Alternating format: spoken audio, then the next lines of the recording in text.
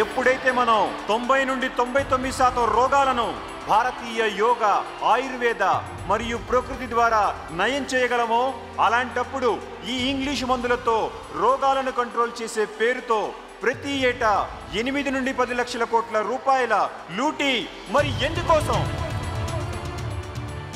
భారతదేశం యొక్క 250 నుండి 300 లక్షల కోట్ల రూపాయలు మనం ఎప్పుడైతే వెనక్కి తీసుకొని వస్తామో అప్పుడు భారత్లో ఒక్క రోజులోనే పేదరికం, ఆకలి, కరువు మరియు నిరక్షరాస్యత నుండి ముక్తినివ్వగలం. ఎవరి వ్యక్తి ఈ భరతభూమిపైకి దిగి వచ్చాడు?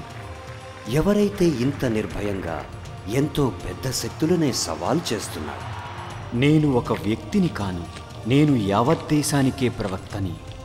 నేను ఒక అణువుని కాను, అనంతాన్ని. ఎంత దృఢంగా సమాజాన్ని మార్చాలనే తపన, ఇంతటి తన్మయత్వమా? ఏ మట్టితో చేయబడ్డాడు ఈ బాబా రామ్దేవ్? నా శరీరంలో నా దేశం బస ఉంది. నేను చేస్తున్నదంతా ప్రభువు యొక్క పూజే. నా ప్రభు ఎల్లప్పుడూ నాలోనే ఉన్నారు. మరి నేను నా ప్రభువులు. నేను ఎంతో అదృష్టవంతుడిని. నేను ఈ త్రిమూర్తుల యొక్క ఈ పవిత్ర భూమిలో జన్మించినందుకు.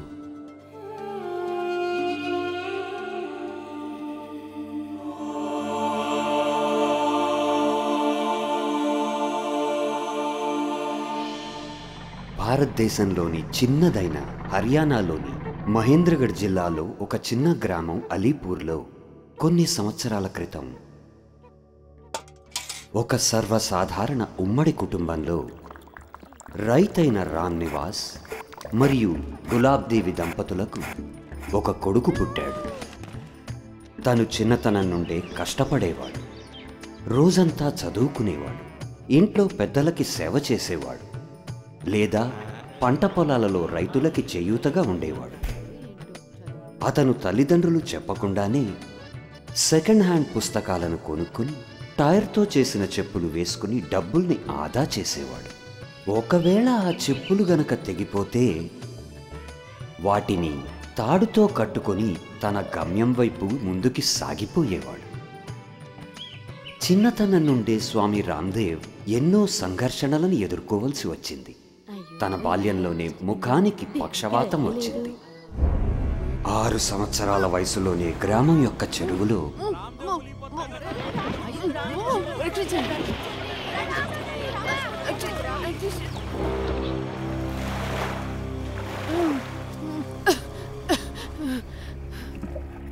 మరి అదే వయసులో ఒకసారి తన చెల్లెలతో ఆటపాటలలో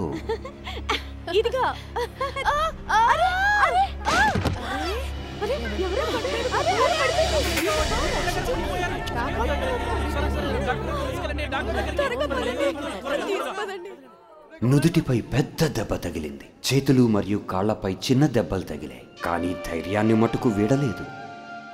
పై నుండి గుమ్మంలో పడిపోయాడు. మరి నాకైతే అనిపించింది నా పిల్లాడు దక్కడని. ఆ దేవుడే బతికించాడు. తన తల్లే తనకు ప్రేరణ. తను రోజంతా పరిశ్రమించేవాడు. ఉత్సాహంతో, ఉల్లాసంతో, సహజత్వంతో, మరి సరళత్వంతో. ఇంకా వీటికి తోడు ప్రేరణగా భారతదేశంలో అనేక మంది మహనీయుల జీవిత గాథలు.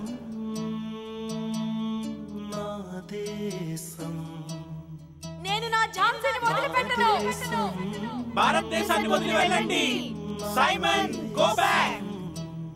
నేను నా ఝాన్సీని వదిలిపెట్టను. బాధలో ఉన్న ప్రతి వాడి కన్నీటిని తుడవడం ప్రతి భారతీయుడి యొక్క కర్తవ్యం. ఉడికే రక్తంలో నిండి ఉన్నది వెర్రితనము. వారిని ఉత్తేజపరిచేవి వారి యొక్క జీవిత గాథలు.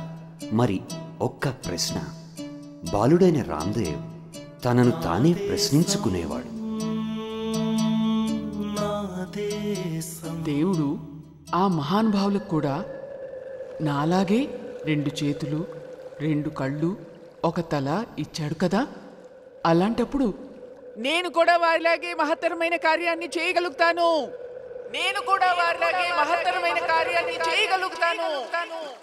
ఈ రోజు మీ అందరి ముందు, ఈ రోజు బాధ ఓ కరుణ, గోమాతాది మీ ముందు ప్రదర్శించబోతున్నాం. గోమాత గట్టిగా చెప్పే చర్మంతులు చేస్తున్నారే, గోమాతని తెగ కోసేస్తున్నారే, ముక్క ముక్కలు నరికి గోమాతని చర్మం పీకి లాగేస్తారే. చూడు హైందవ దేశం నీ ధర్మనాశనం, చూడు హైందవ దేశం నీ ధర్మనాశనం. ఎవరికి తెలుసు ఒక మహాకార్యం యొక్క క్షేత్రం తయారవుతోందని. అక్కడే అదే గ్రామంలో బాధ యొక్క రంగుతో నన్ను నిలువునా ఉంచేశాడు బాబు. నా దిక్కేంటి బాబు? ఇప్పుడు నన్ను ఎవరు కాపాడుతారు రా బాబు?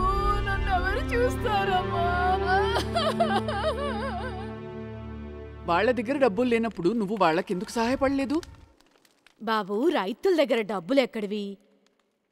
మేం వాడికి కేవలం బియ్యం పంపగలం, కానీ ఆ వెర్రవాడు తన అప్పును ఎలా తీరుస్తాడు? అయితే ప్రభుత్వం నుండి సహాయం ఎందుకు తీసుకోలేదు? ఏంటి?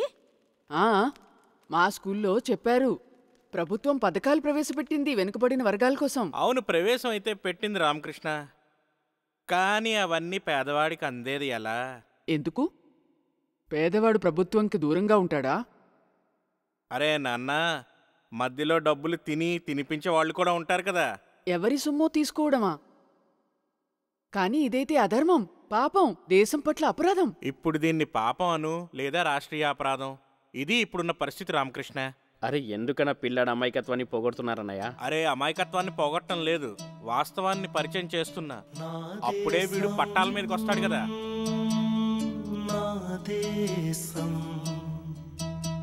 సలాం త్యాగమూర్తులారా, ఇషగా ఉంది నాకు, ఊరికే రక్తంలో నిండి ఉన్నది వెరితనం. కావాలంటే అంతైనా ముళ్ళని వెదజల్లుకో, కావాలంటే అంతైనా మంటని వెదజల్లుకో, ఓటమిని ఒప్పుకోము.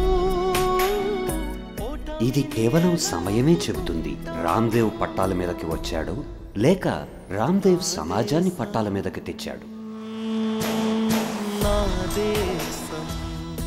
ఏమైందంటే మా ధర్మశాలకు కొద్ది రోజులకని ఒక బ్రహ్మచారి వచ్చారు.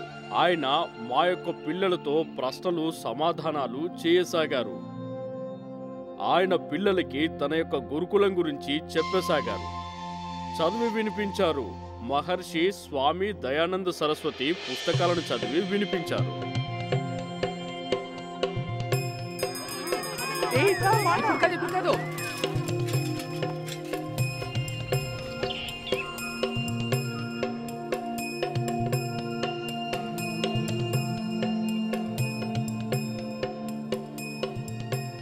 భారతదేశం యొక్క ప్రగతి ఎప్పుడవుతుందంటే ఎప్పుడైతే ఇక్కడ ప్రజలు ప్రాంతీయవాదం నుండి ముక్తి పొందుతారో. భారతీయులు తెల్లదొరల నుండి స్వతంత్రులు కావాలి, ఇంకా తెల్లదనం నుండి కూడా, మరియు భారతీయ బలహీనతల నుంచి, అంటే మూఢనమ్మకాలు, స్త్రీలని దూషించటం. రా భోజనం చదువుగాని. వస్తున్నా. ఎలాగైతే సమాజంలో పెరిగిపోయిన కుళ్ళును చూసి స్వామి దయానంద సరస్వతి గారి మనస్సు పీడింపబడిందో, అలాగే బాలుడైన రామ్దేవ్ మనసు కూడా పీడింపబడసాగింది. ఎలా అయితే స్వామి దయానంద్ స్వతంత్ర సంగ్రామం, స్వదేశీ పాలన యొక్క నాదం వినిపించేవారు, అలాగే బాలుడు రామ్దేవ్ కూడా దేశం కోసం ఏదన్నా చెయ్యాలని పరితపించసాగాడు.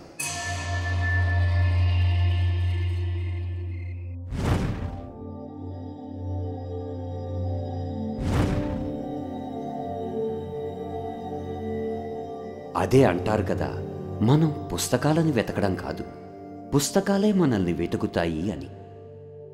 అదే జరిగింది. ఈ పుస్తకాలే జాగృతం చేశాయి ఒక శాస్త్రీయమైన ఆలోచన గల బాలుడు రామ్దేవ్ని. ఇప్పుడు ఇంక ఈ బాలుడు జిల్లా స్కూల్ వదిలి గురుకుల్లోనే చదువుకోవాలని నిశ్చయించుకున్నాడు. ఎందుకంటే బాలుడు రామ్దేవ్ చదివేవాడు మెకాలే యొక్క గాథని. అది ఆ సమయంలో ఉన్న రాజభక్తి గల భారతీయులపై ఇంగ్లీష్ విద్యను రుద్దితేనే వీరిని బానిసలుగా చేయగలం. ఆంగ్ల సంస్కృతి పట్ల వాళ్ల మదిలో హీనమైన భావనని పుట్టించేవాడు. అతను కావాలనుకోలేదు మెకాలే యొక్క ఈ విద్యా కుట్రలో ఒక భాగంగా అవ్వాలి అని.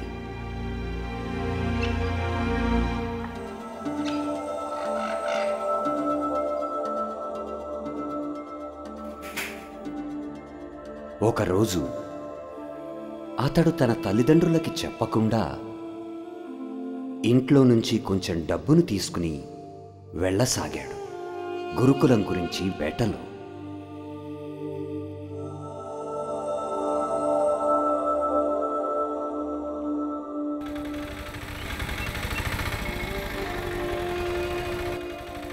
లక్ష్యం సూటిగా ఉన్నా దారులు లేవు.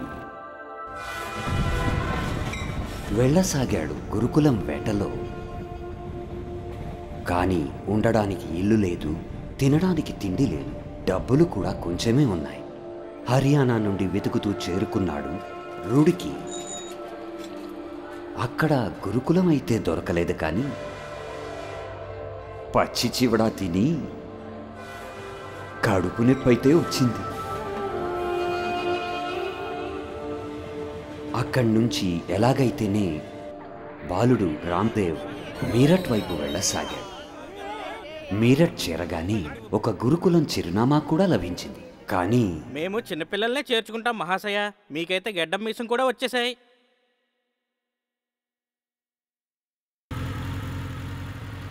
మీరట్ నుండి వెతుక్కుంటూ ఆ పిల్లవాడు చేరుకున్నాడు కాల్బా గురుకులానికి.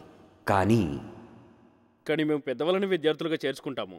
తమ్ముడు, నీకు ఇంకా గడ్డ మీసం కూడా రాలేదే?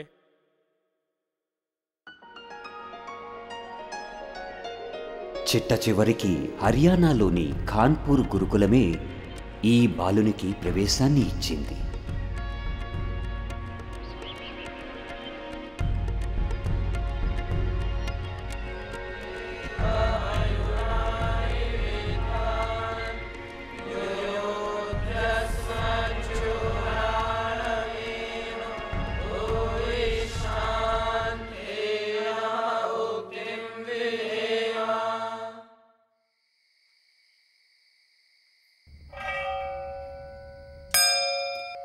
లేవండి ఆర్యవీరులారా. ప్రణాములు గురుదేవా. ఇదే సరైన సమయం మేల్కొనడానికి. ఇలా నిమగ్నమైపోయాడు బాలుడు రామ్దేవ్ గురుకులం యొక్క కార్యకలాపాలలో.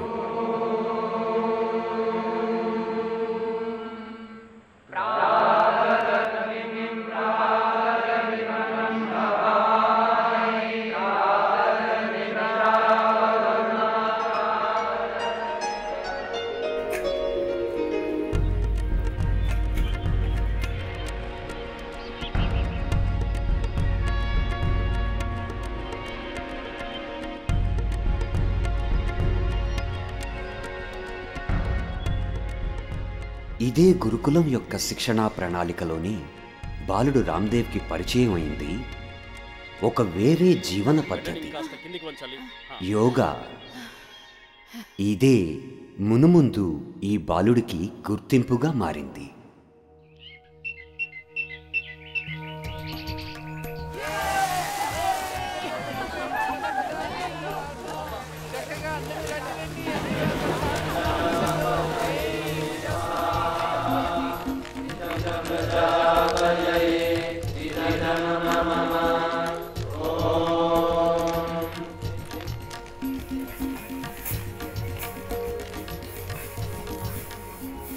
బాలుడు రామ్దేవ్ గమనించాడు, గురుకులంలో కేవలం చదువుకి ప్రాధాన్యత ఇవ్వడమే కాక శారీరక ఔన్నత్యానికి సరిసమానంగా ప్రాధాన్యత ఇచ్చేవాడు. అంతేకాక సేవల్లో కూడా శిక్షణ ఇచ్చేవాడు.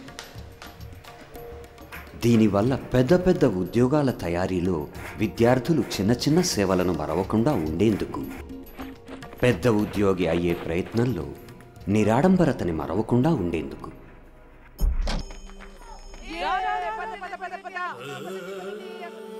ఓం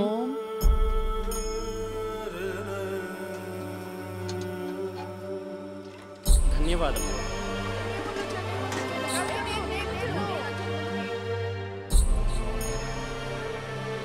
ఓం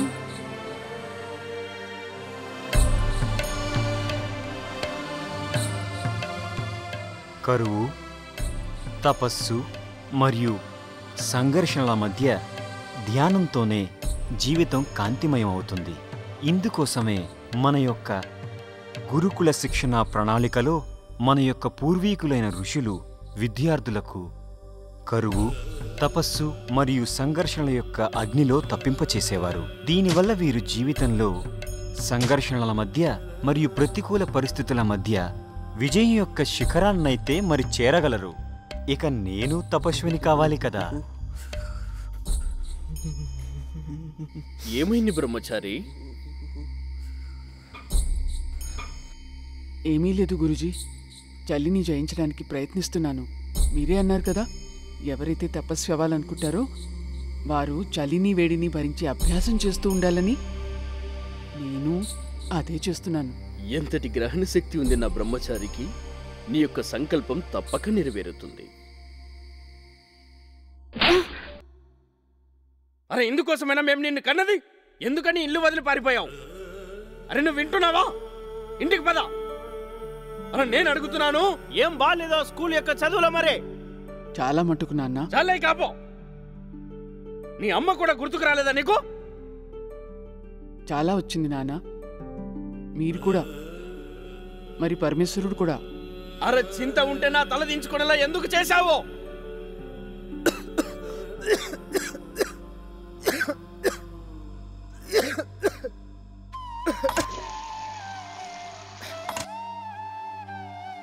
అదేమంటే మన గ్రామం యొక్క అమ్మాయి నిన్ను గుర్తుపట్టింది. అప్పుడే తెలిసింది ఇక్కడ ఉన్నావని. తనంది, రామ్ నివాస్ వద్ద బియ్యం లేకపోతే మేమిచ్చేవాళ్ళం కదా, కొడుకు చేత ఎందుకు ముష్టెత్తిస్తున్నాడని. నాన్న, ఇది ముష్టి కాదు, ఇది భిక్ష. పని దొంగతనం చేసినప్పుడు అది ముష్టి అవుతుంది. అది నిజానికి తలదించుకునే పనే. మరి ఒకవేళ మనసులో అహంకారం ఉంటే కనుక జ్ఞానం ఇంకా ఎందుకు? పేద నుండి నిరుపేదవాడి అన్నం నీరుతో మన పోషణ జరిగిందని అర్థం చేసుకోవాలి కదా. వాళ్ళ పట్ల కర్తవ్యం ఉండాలి కదా. అరే, తిన్నగా వస్తావా లేదా కాళ్ళు చేతులు విరగొట్టమంటావా? ఉపన్యాసం ఇస్తున్నాడు. నాన్న, మీరేమైనా విరగొట్టండి, నా ప్రాణాలే తీసుకోండి. అయినా నేను మాత్రం ఈ భారతీయ శిక్షా ప్రణాళికను అస్సలు వదలను.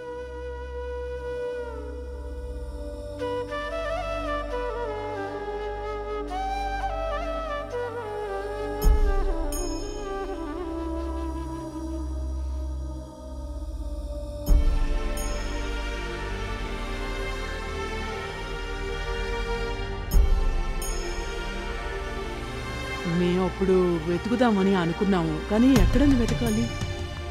అప్పటికే 15 రోజులు అయిపోయాక తర్వాత దొరికాడు. అప్పుడు కాస్త వాగ్వివాదం జరిగింది. అప్పుడు అన్నాడు, దేశం కోసం నేను మంచి పని చేస్తాను, నువ్వేడవకు, నువ్వు నన్ను ఆశీర్వదించమన్నాడు. ఏది చేసినా మంచి చేస్తానన్నాడు. ఇలాగే ఢిల్లీలోని గౌతమ్ నగర్ గురుకులంలో ఇలాంటి మరొక జిజ్ఞాస గల బాలుడు బాలక బాలకృష్ణ శిక్షణ పొందుతున్నాడు. నిజానికి గురుకులంలోని పరిశ్రమించే వాతావరణంలోకి పిల్లలని తల్లిదండ్రులు పంపుతారు. కానీ చిన్నారి బాలకృష్ణ బాలక రామ్దేవ్ లాగే స్వచ్ఛందంగా మరో స్కూల్ని వీడి ఇక్కడికి చేరారు. ఈ వివేకవంతుడు కూడా ఇంట్లో చెప్పకుండానే గురుకులానికి వెళ్ళిపోయాడు. ఈయనైతే గురుకులానికి వెళ్ళడానికి కావలసిన డబ్బుని ఇంకొకరి ద్వారా ఏర్పాటు చేసుకున్నాడు. ఎలాగైతే బాలక రామ్దేవ్కి ప్రియమైన పదం ఎందుకో అలానే ఈ కుర్రవాడికి కూడా. వీడైతే అధ్యాపకుల ముందు ప్రశ్నల వర్షం కురిపించేవాడు. గురువుగారు, ఈరోజు సాంస్కృతిక కార్యక్రమాల శృంగారసం ఎందుకుంది? మహర్షి దయానంద సరస్వతుల వారు చెప్పినట్లుగా విద్యార్థులను ఉద్రేకపరిచే విషయాలకు దూరంగా ఉంచాలని. రెండవది, ఈరోజు పరీక్షలో ఒక విద్యార్థి చూసి రాయడం చూసి నా మనసు కలత చెందింది. ఎవరు చూసి రాసినా, మరొకరు తప్పుడు పని చేసినా వారి ఫలం ఆ ఈశ్వరుడే వారికి ఇస్తాడు. మనం చింతించే పని లేదు. ఈ ఉద్రేకాల ఫలితమే ఆ బాలుడు ఒక గురుకులం వదిలి ఇంకో గురుకులం వెతుకుతూ వెళ్ళిపోయేవాడు.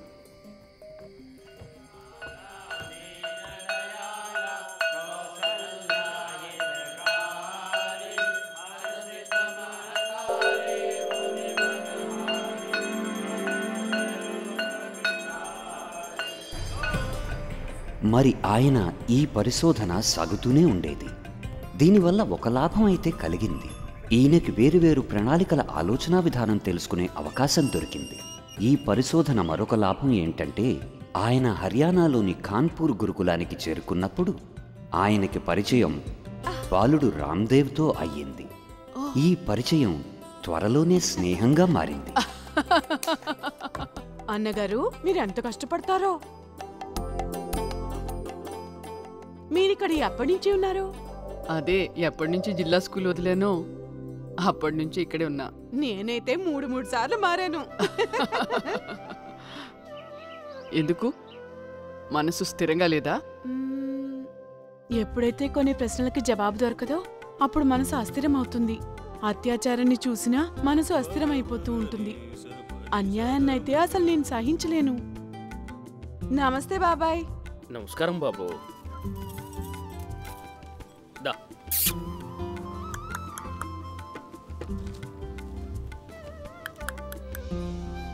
పద.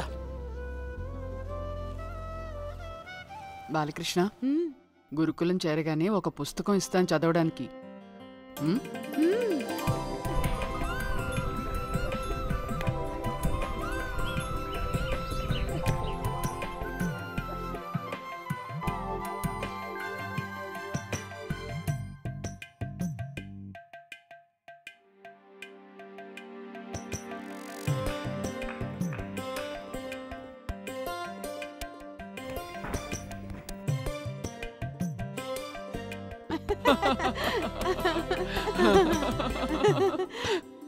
తెలుసా, నేను దీన్ని జనాలకి పంచుతూ ఉంటాను. దీని ద్వారా అయినా వారి జీవిత సత్యాన్ని తెలుసుకుంటారని. ఈ జనం మూఢనమ్మకాలతోనే బతుకుతూ ఉంటారు కదా.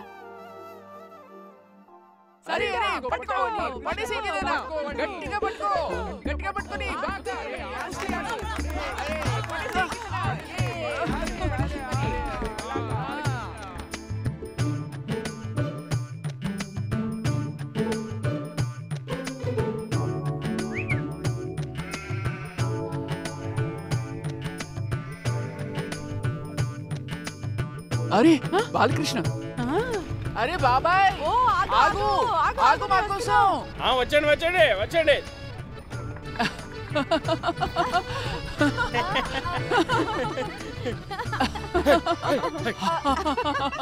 కాదిచ్చేది లస్ట్ ప్రథమ జుట్టు నా ధాతు లగ్గయ ధాతుకే. ఓ గురుగారు చారు. బ్రహ్మచారి, ప్రయత్నం జోరుగా సాగుతున్నట్లుంది. అవును గురుగారు. సూత్రాల యొక్క స్మరణ వెంటనే రావాలి, మరియు ఉచ్చారణ కూడా శుద్ధంగా ఉండాలి. లేషిచ్ చౌ చర్తి తుమా వేగవచనే నిష్ఠా. భారతీయ బాలబాలికల 8వ తరగతి అంతాక్షరి పోటీల్లో ప్రథమ బహుమతి పొందినవారు కాన్పూర్ గురుకులం విద్యార్థులైన రామకృష్ణ మరియు బాలకృష్ణలకి.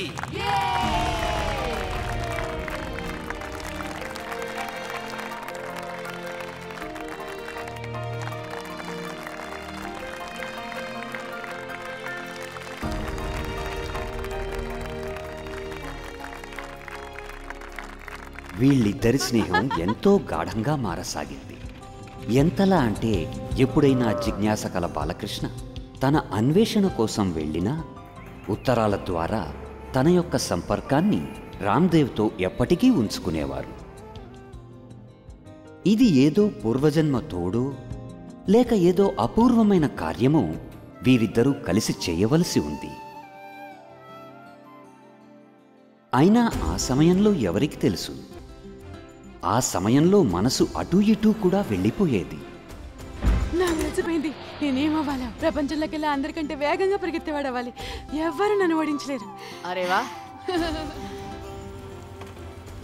కానీ కొద్ది సమయానికే మనసు మళ్ళీ ఓడిపోయేది.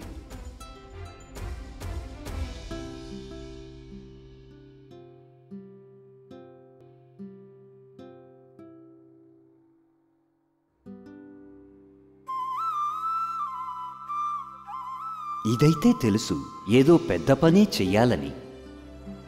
సమాజంలో ఎంతో చెడు జరుగుతోంది, దీన్ని వీళ్ళిద్దరే మార్చాలి. ఈ ప్రయత్నంలో ప్రభువు మరొక గొలుసుని విద్యార్థి బాలకృష్ణకి అప్పగించారు. బాలకృష్ణ ఎలాంటి గురుకులానికి చేరుకున్నారంటే అక్కడ ఒక అనుభవజ్ఞుడైన వైద్యుడుండేవారు. విద్యార్థి బాలకృష్ణ అయితే ఎగిరి గంతేశారు ఈ జ్ఞానం యొక్క అమూల్యమైన సంపదను అందుకోవడానికి. ఈ వనమూలికలు నిజంగానే ఇన్ని రోగాలు నయం చేయగలవా? ఎవరిపై ప్రయోగించను?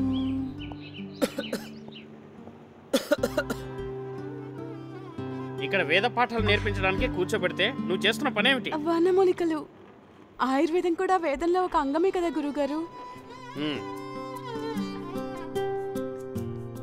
ప్రకృతి సిద్ధమైన జిజ్ఞాస కలిగి ఉంది విద్యార్థి బాలకృష్ణలో ఆయుర్వేద వనమూలికలపైన.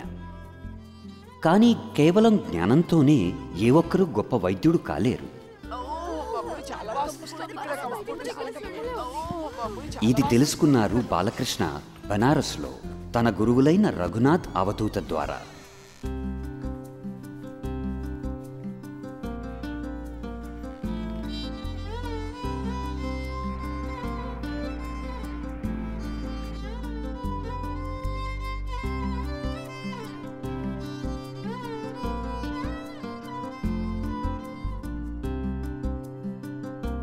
ఇలా ఇవ్వండి గురువుగారు.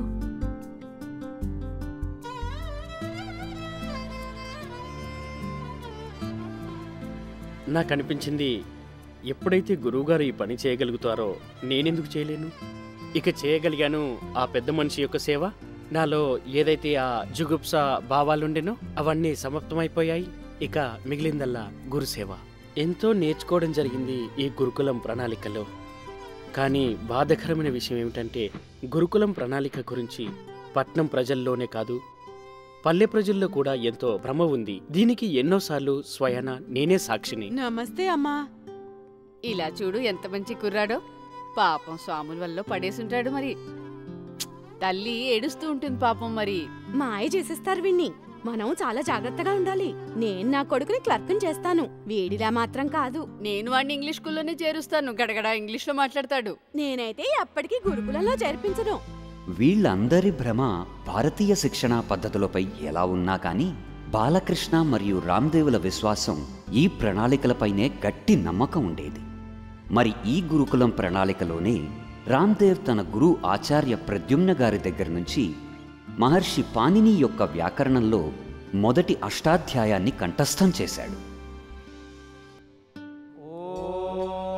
తర్వాత గురుకులం కాల్బాలో గురు ఆచార్య బల్దేవ్ వద్ద వ్యాకరణంతో పాటు వేదాంగాల శిక్షణ దీక్ష తీసుకుని మరి అయిపోయారు రామకృష్ణ నుంచి ఆచార్య రామ్దేవ్.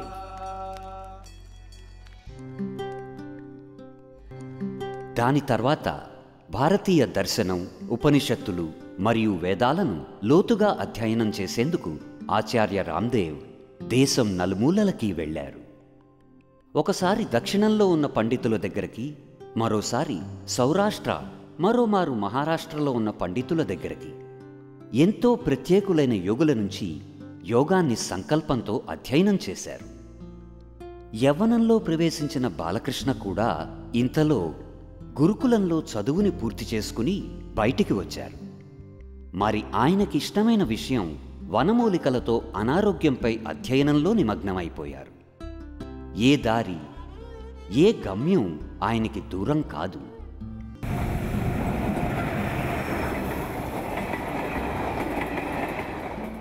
రోగం, దాని యొక్క చికిత్స గురించి ఎక్కడ తెలిసినా సరే ఆయన అక్కడికి వెళ్ళిపోయేవారు. హిమాలయాలలో ఉన్న సాధువుల నుండి ఆకలి మరియు చలిని తగ్గించే వనమూలికల గురించి తెలుసుకున్నారు. అలాగే అక్కడే ఉన్న వైద్యుల ద్వారా లివర్ రోగాలు మరి మైగ్రేన్ని పోగొట్టే వనమూలికల గురించి జ్ఞానం కలిగింది. ఎన్నోసార్లు పారంపరిక జ్ఞానాన్ని వెతుకుతూ ఉన్నప్పుడు తప్పుడు మనుషులు కూడా కలిశారు. కానీ చాలా మటుకు నేర్చుకోవడమే జరిగింది. అలాగే ఆధునికమైన విశేషజ్ఞులు అంటే బోటనిస్టుల ద్వారా జ్ఞానం లభించింది. మరియు పశువులు కాచుకునే ఆదివాసుల ద్వారా శిక్షణ లభించింది. అల్సర్ మరియు గాయాన్ని మాన్పే జ్ఞానం లభించింది. ఆచార్య రామ్దేవ్ వారి యాత్ర జీవన దర్శనం మరియు యోగాకు సంబంధించి కూడా కొనసాగుతూనే ఉంది. కానీ ఇదే యాత్రలో ఇంకొక వాస్తవం తన ముందరికి వస్తూ ఉండేది. పెరిగిపోతున్న అవినీతి, దేశంలో దిగజారిపోతున్న విలువలు.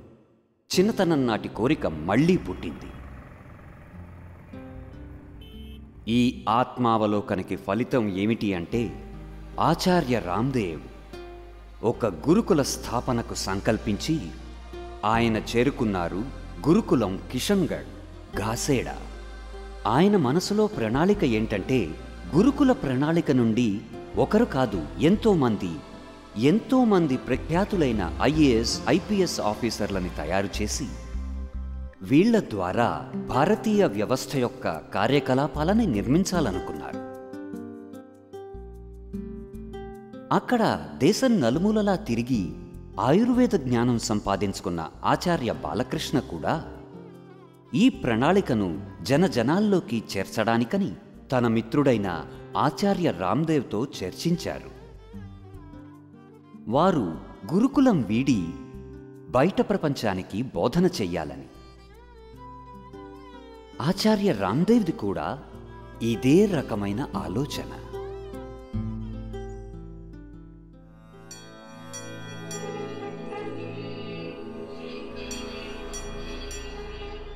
అలా వీరిద్దరూ వెళ్ళి చేరుకున్నారు హరిద్వార్కి.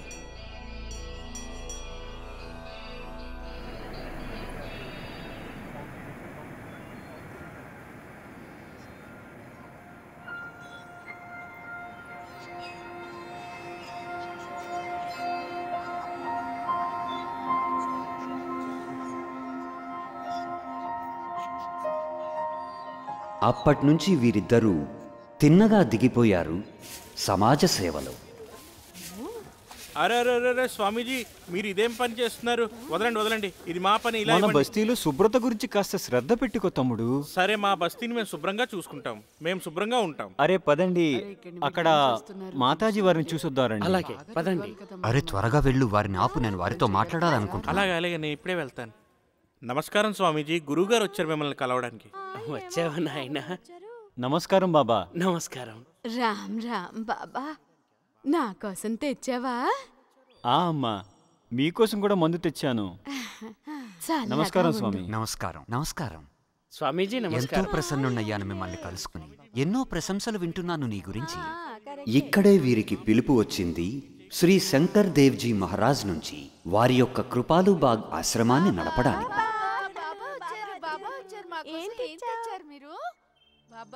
మీరంతా నా దేవుళ్ళు నాయన. కానీ వీటన్నిటి మధ్య దేశంలో ప్రజల యొక్క పేదరికం, నిరక్షరాస్యత, కరువు, పీడనలను చూసిన ఆయన మనస్సు దుఃఖమయమైపోయింది. నమస్తే. ఈ మందును తీసుకోండి, విశ్రాంతి కలుగుతుంది. ఏమ్మా సరస్వతి దేవి, ఎలా ఉన్నావు? బాగున్నావా? రామ్ రామ్ బాబా. రామ్ రామ్. అవును, మీరిచ్చిన మందు కొద్దిగా పనిచేసింది. పూర్తిగా పనిచేస్తుంది. కాకపోతే మీ ఆయన నిన్ను తాగి కొట్టడం మానేసినప్పుడు ఆయన నా మాట అసలు విండు. ఎక్కడున్నాడు అతను? ఎక్కడే కల్లుపాకలో పడుంటాడు. సరే పద, మేము అతన్ని సరిచేస్తాం. ఎన్నో కుటుంబాలని ఈ మద్యం సర్వనాశనం చేసింది మహారాజ్. ఎవరు స్వామి మీరు? ఏ పని మీద వచ్చారు? అరే తమ్ముడు, నీ పని మీదే వచ్చాం. అయితే మా ఆయనకి కూడా తాగుడు మానిపించు. ఓరి భగవంతుడా, మీ ఆయన కూడా తాగుతాడా? ఒకసారి భార్య యొక్క దుఃఖాన్ని చూశారు భర్త చేతుల్లో, మరొకసారి భర్త యొక్క దుస్థితిని చూశారు తాంత్రికుల చేతుల్లో. ఒక పక్క జాతి, ప్రాంతం, భాష పేరు మీద అగ్నిగుండాన్ని చూశారు. మరో పక్క సాంప్రదాయిక ఘర్షణల మధ్య దేశం దగ్ధమవడం చూశారు. ఇంకోసారి సంప్రదాయాన్ని మరొకరు కొనుక్కోవడం చూశారు. ధర్మాన్ని విస్తరింపజేయడానికి కాదు, వారి యొక్క సంప్రదాయాన్ని వ్యాపింపజేయడానికి. ఏమండి, మీరంతా ఏం సంబరాలు జరుపుకుంటున్నారు? వీరంతా తమ ధర్మాన్ని మార్చుకుని వస్తున్నారు కదా. మత మార్పిడా? ఎందుకు? ఆయన తండ్రి చాలా అనారోగ్యంతో బాధపడేవారు. అయితే బయట ఉన్నవారు వచ్చి ఈయనకి చాలా సేవ చేశారు. అంటే మందులు, ఇంటి ఖర్చు అన్నమాట. తరువాత వారు చెప్పారు, ధర్మాన్ని మార్చుకుంటే వారికి కలిగే లాభాలు. వారు మారిపోయారు. ఇంకోవైపు అవినీతి, అపరాధం మరియు బలాత్కారం వంటి సంఘటనలను విని మనసు దుఃఖమయమైంది. ఇలా అనిపించింది, ఈ పీడతో పుట్టిన ఆక్రోశానికి స్వయంగా తమ శక్తి యొక్క పతనం తప్పదని. ఇన్ని విషయాలపై దాడి చేయాల్సి వచ్చినప్పుడు ప్రథమంగా ఆత్మశక్తిని కూడగట్టుకోవాలి. మరి ఇతరులని జాగృతం చేసే ముందు స్వయంగా మనం జాగృతం కావాలి.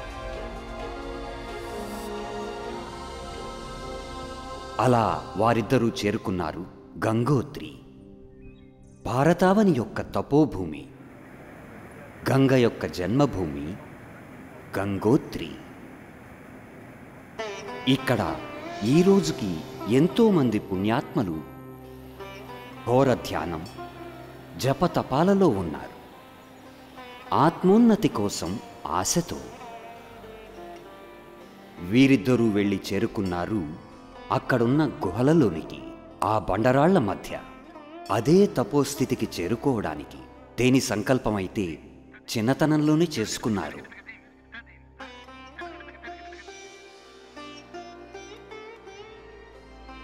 అజ్ఞానంలోనికి వెళ్ళి జ్ఞానాన్ని సాధించడం కొరకు.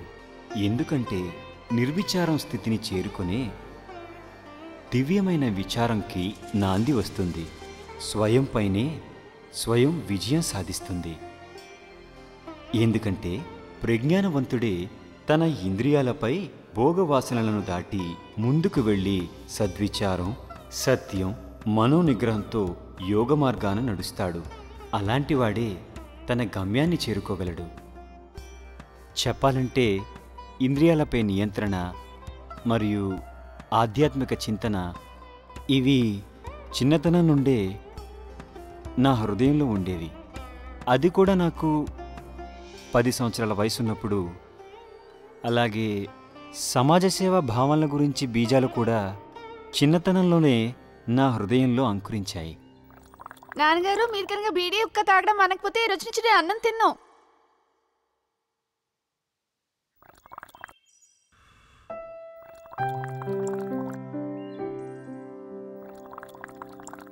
అరే దాదు, అరే పప్పు, ఏ రాజేష్, మా అమ్మ పిలుస్తోంది, అందరూ భోజనానికి రండి. ఈ వెర్రివాడు అల్లరి పిడుగు భోజనం ఎప్పుడు చేశాడో ఏంటో. పొద్దున్న తిన్న భోజనం సాయంత్రం వరకు ఏ పాటికి. అందుకే సమయానికి భోజనం పెడతాను.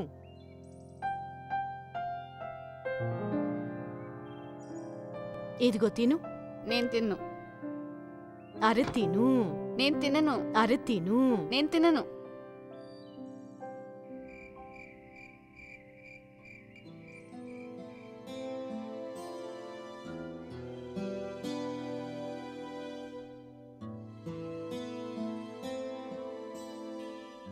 ఈ పౌర్ణమి రోజున బాబా బక్షిదాస్ గారి యొక్క మందిరంలో ప్రవచనం రోజున వదిలేస్తా హుక్కా మరియు బీడి.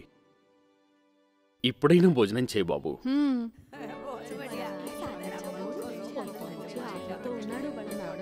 ఇదిగో తిను.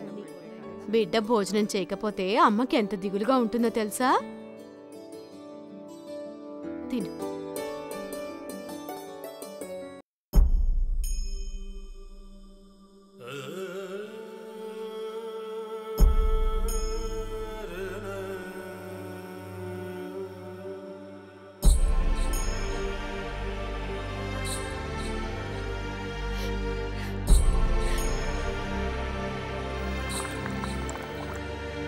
ఇదిగో తీసుకో హుక్కా. తీసుకో.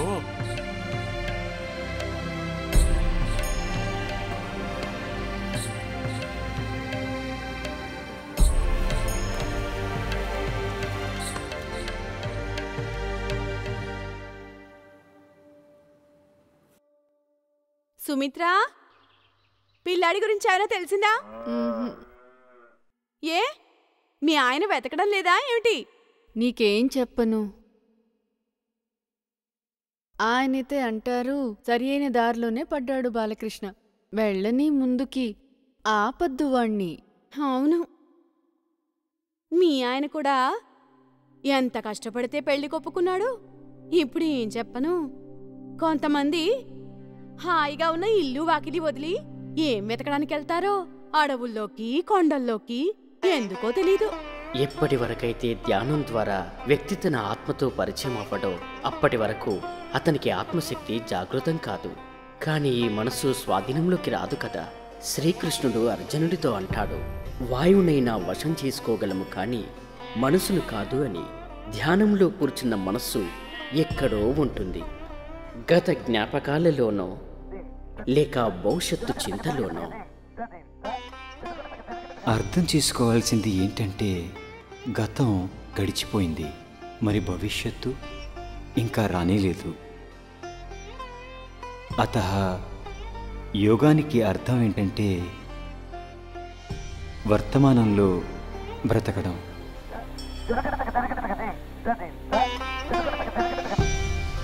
ఇంకా వర్తమానంలో బ్రతకడమే జీవితాన్ని పండగ చేసుకోవడం.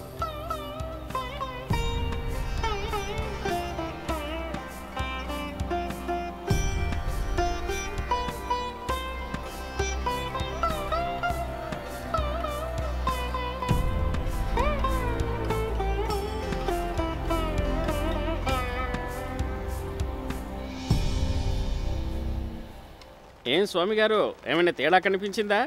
ఈ బాలకృష్ణ ఎప్పుడైతే సేవ చేస్తారో ఎంతో లాభం కలుగుతుంది. చూస్తూ ఉండు బాలకృష్ణ, నువ్వు ఏదో ఒక రోజు చాలా గొప్ప వైద్యుడు అవుతావు. మనసును జయించినప్పుడు వ్యక్తి తన అస్తిత్వంతో కలిసిపోతాడు. యోగ చిత్త వృత్తి నిరోధ. గురుగారు, నా చేతిలో ఏం రాసిందో కాస్త చూసి చెప్తారా? అరే, చేతి రేఖలు బాగానే ఉన్నాయి, మంచి కర్మలని చెయ్యి. తలరాత అదే సరిగ్గా అయిపోతుంది. బాబాజీ, మీరు దగ్గుతూనే ఉంటారా? అసలు మీ సమస్య ఏమిటి? మీకు ఉబ్బస రోగం ఉందనుకుంటా. రండి, నా దగ్గరికి రండి, మీ చేత యోగా చేయిస్తా.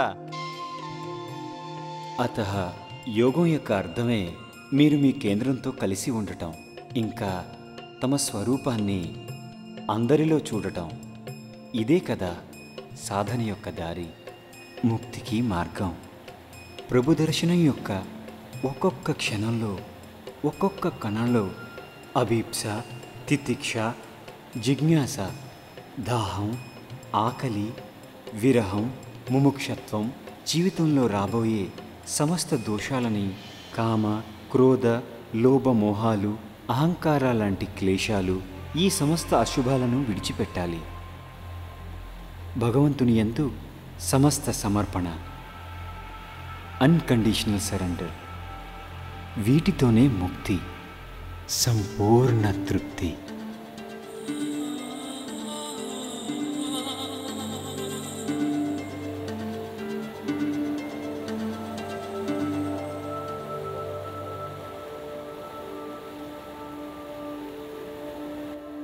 ఇంకేంటి చెప్పు తమ్ముడు, ఎలా ఉన్నావు? బాగున్నావు కదా? ఏం మాట్లాడాలో అర్థం కాదు. ఈశ్వరుడి ధ్యానంలోని నిమగ్నమైపోవాలనిపిస్తోంది. నిజానికి ఆచార్య రామ్దేవ్ కూడా ఇదే కోరుకునేవారు. కానీ ఇదే పాత్ర ఆయన జీవితంలో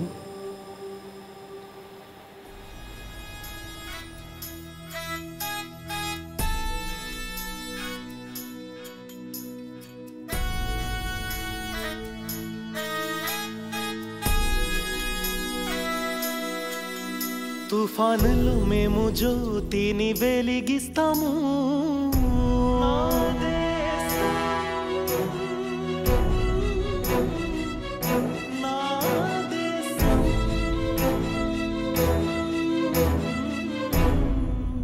తుఫానులో మేము జ్యోతిని వెలిగిస్తాము. దుఃఖ జనుల బాధని తొలగిస్తాము. రండి చేతులు కలపండి, దూరాన్ని తొలగించండి. సాహసం నీలో తగ్గకూడదు. నా దేశం, నా దేశం, నా దేశం, నా దేశం.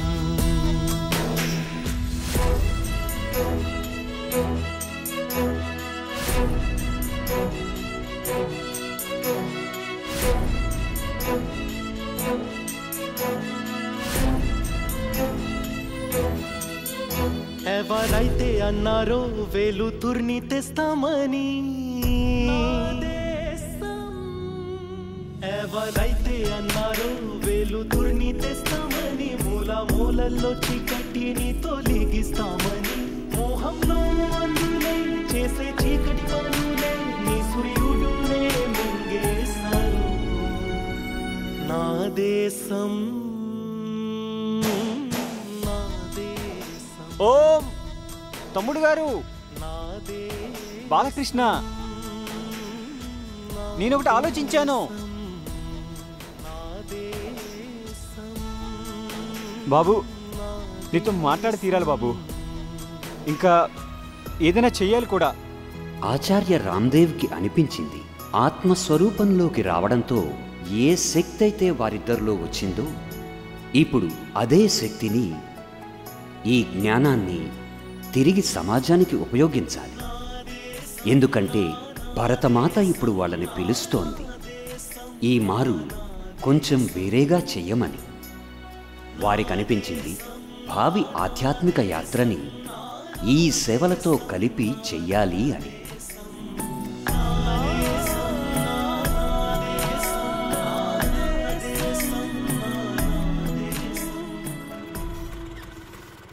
నమస్కారం స్వామీజీ.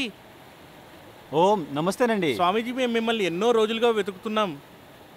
స్వామీజీ, మాపై మీ కృప ఎంతో ఉంది. ఏమైంది? అదే మీతో కలిసి శ్వాస తీసుకున్న వ్యాయామం చేసేవాడిని కదా, దాంతో నాకు చాలా లాభం జరిగింది. ఏం కుండలి జాగృతమైందా? లేదు, కుండలి మేల్కోలేదు. కానీ నాకు మూర్ఛరోగం వస్తూ ఉండేది కదా ప్రతి 2-3 రోజుల్లో. అది ఇప్పుడు 2-3 నెలలుగా రావటం లేదు. ఈమె నా భార్య. ఈమెకు కూడా నడుల్లో నొప్పిగా ఉండేది. ఒకసారి పడిపోయింది కదా, నేను ఈమెకి ఆ శ్వాస తీసుకున్న వ్యాయామం నేర్పించాను. ఇప్పుడు ఆమెకు కూడా లాభం జరిగింది. నమస్కారం స్వామీజీ. నా ఆర్టిస్ట్లో బ్లాకేజ్ ఏర్పడింది. ఇప్పుడు చెక్ చేయిస్తే తెలిసింది అది 80% బాగైపోయిందని. నేనైతే కేవలం మీ యొక్క శ్వాస యొక్క వ్యాయామం. మీకు ప్రణామాలండి. యోగా ఆత్మ ఉన్నతితో పాటు రోగ నివారణకు కూడా సాధనం. ఇదైతే తెలిసినదే. కానీ ఇంత పెద్ద రోగాన్ని కూడా యోగా నయం చేయగలదని ఈ ప్రమాణం ఎప్పుడైతే గంగోత్రిలో కనిపించడం మొదలుపెట్టిందో అప్పుడే కనిపించడం మొదలైంది ముందుకి వెళ్ళే మార్గం, ఇంకా ప్రభువు యొక్క సందేశం. దేన్నైతే ఇప్పుడు ప్రజల్లోకి తీసుకెళ్లాలో.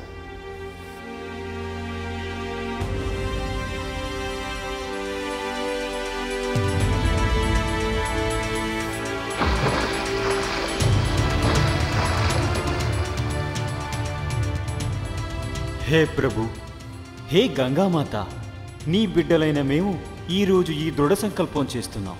మేము ఇప్పుడు మా సంపూర్ణ జీవితం ప్రజల్ని ఆరోగ్యంగా చేయడానికి ఉపయోగిస్తాం. మరి భారతావనిని ఆరోగ్యంగా, సమృద్ధిగా, కీర్తిశాలిగా చేస్తాం. తద్వారా మన పూర్వజుల సంస్కృతి పట్ల ప్రజల్ని జాగృతం చేసే గుణవంతుల్ని చేస్తాం. ఎందుకంటే ముందర రోజుల్లో మరి ఎవరైనా వీరిని భ్రమకి గురి చేయకుండా. ఇది మా వాగ్దానం నీతో, జనని అమ్మా భారతి.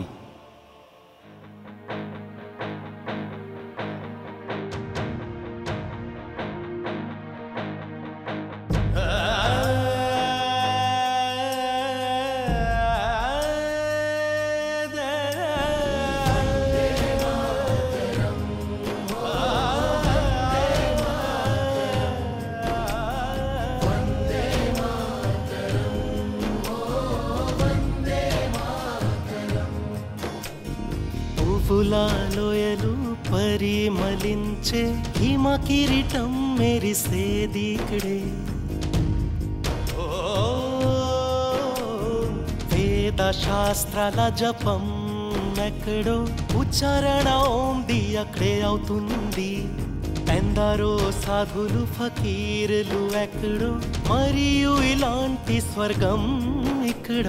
సభ్యతల సంగమమే నువ్వు అమ్మా, నీలాంటిది మరి ఎక్కడా, నీలాంటిది మరి ఎక్కడా.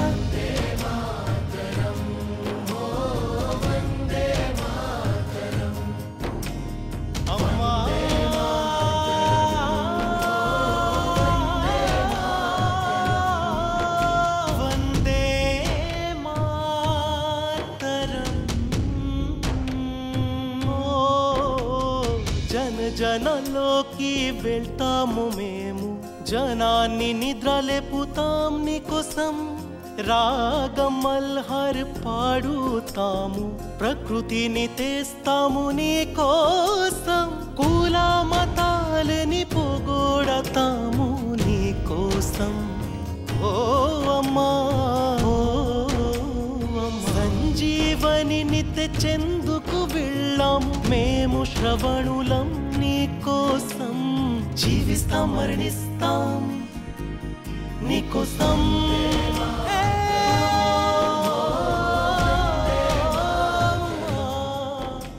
అరే తమ్ముడు బాలకృష్ణ ఎక్కడున్నావు?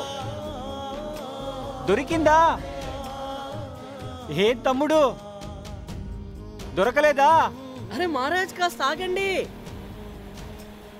మహారాజ్ దొరికింది. సరే పద. కానీ తను నమస్కారం. ప్రణామం. ఈ స్వామీజీ కలిశారు. ఈ స్వామీజీ అన్నారు గంగనాని అడవుల్లో చాలా రకాల దివ్యౌషధాలు ఉన్నాయని, ఎంతో లాభం చేకూర్చే వనమూలికలు. ఒకవేళ మీరు ఒప్పుకుంటే గనక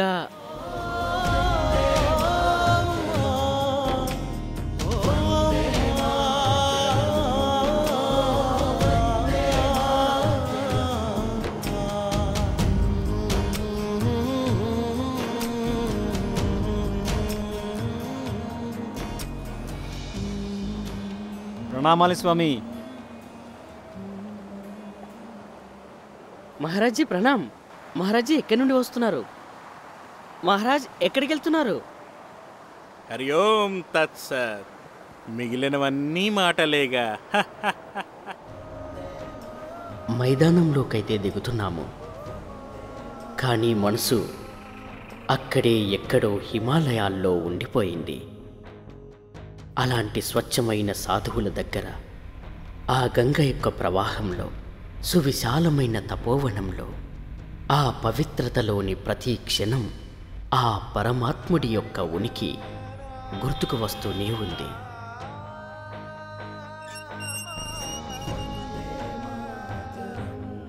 వచ్చారా? ఎదురు చూస్తూ ఉన్నాను ఎప్పటినుంచో. నాకు తెలుసు ఏది ఏమైనా సరే ఒకరోజు మీరిద్దరూ తప్పకుండా వస్తారు అని. ఇక్కడి నుండే మీ కార్యాన్ని మొదలు పెడతారని. ఇక్కడే హరిద్వార్లో నా గురువు కృపాల్ దేవ్ యొక్క తపోభూమి నుంచి, ఈ మహాత్ములైన అమరులు వీరుల భూమి నుంచే ఇక్కడికి దేశం కోసం త్యాగమైన వీరులు కూడా వస్తుండేవారా?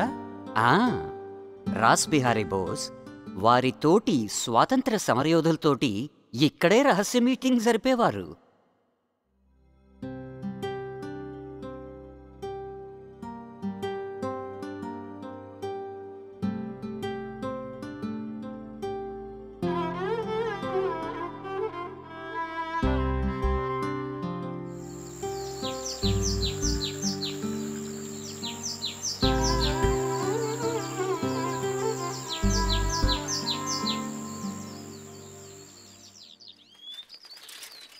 స్వామీజీ బ్యానర్ బాగానే వచ్చింది కదా? చాలా బాగుంది. అయితే అతికించేద్దామా? అతికించేయండి. ఇక్కడి నుంచే స్వామి శంకర్ దేవ్ గారి సహకారంతో, ఇంకా సహయోగి స్వామి ముక్తానంద్, స్వామి కర్మవీర్, ఇంకా ఇతర జనులతో కలిసి 1995 సంవత్సరంలో దివ్య యోగ మందిర్ ట్రస్ట్ని స్థాపించారు. ఆ కృపాలుబాగ్ ఆశ్రమం నుంచి ఎక్కడైతే ఒకప్పుడు స్వతంత్ర సంగ్రామం యొక్క నాదం రోగించబడిందో, ఆ నాదం ఈరోజు కూడా స్వతంత్రానిదే. కానీ స్వతంత్రం అనేది ఇంగ్లీష్ రాజ్యం నుండి కాదు. మనకి స్వతంత్రం కావాలి. మనలోని బానిసత్వం అనే మనస్తత్వానికి స్వతంత్రం కావాలి. మనకి మేకాలే యొక్క విద్యా పద్ధతి నుంచి. అది ఎన్నో ఏళ్లగా మనల్ని బానిసలుగా ఉంచుతుంది. స్వతంత్రం కావాలి నిరక్షరాస్యత, ఆకలి, కరువు, దరిద్రం, రోగాల నుంచి. చూడండి, ఏదైతే నేను మీకు జ్ఞానం ఇస్తున్నానో అది నేను కనిపెట్టిందేమీ కాదు. చెప్పాలంటే మన పూర్వీకులైన ఋషులు మునుల నుంచి ఏదైతే యోగా ఆయుర్వేదం యొక్క జ్ఞానం సంపాదించామో నేను దానిని మాత్రమే గుర్తు చేస్తున్నాను. కృపాలుబాగ్ ఆశ్రమం మారిపోయింది రణభూమిగా. ఇన్ని విషయాల గురించి ఇప్పుడు చేద్దాం మనం భుజంగాసనం తరువాత ప్రాణాయామం. చూడడానికి ఇది ప్రాణాయామం చాలా తేలిగ్గా ఉంటుంది, కానీ ఇందులో ఉంది అన్ని సమస్యల యొక్క సమాధానం.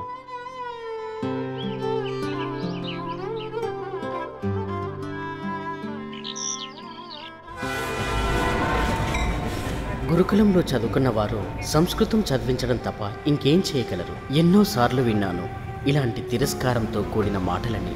నేను ఆలోచించాను, నేను అలాంటి చోటుకు వెళ్తాను ఎక్కడైతే నాకు ఎవరు తెలీదు, మరి అక్కడే ఏదైనా చేసి చూపిస్తానని మరి చేరుకున్నాను పోర్బందర్.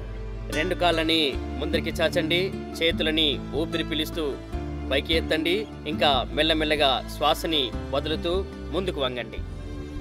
చాలా బాగుంది ఆచార్య గారు, చాలా బాగుంది. ఇంకా నా అన్నలారా, నా అక్కలారా, ఈ ఆచార్యుల వారు మనందరికీ యోగా అయితే నేర్పిస్తున్నారు, అది కూడా ఫ్రీ, మొత్తం ఫ్రీ. మీకు ట్రీట్మెంట్ కావాలన్నా కూడా చేస్తారు. ఎవరికైనా ఏదైనా రోగం ఉంటే ఈ ఆచార్యులకు చూపించండి, నేను గ్యారంటీగా చెప్పగలను, మీకు చాలా విశ్రాంతి కలుగుతుంది. ఓ పెద్దన్న, నువ్వు చెప్పు కదా నీ ఆర్థరైటిస్ గురించి.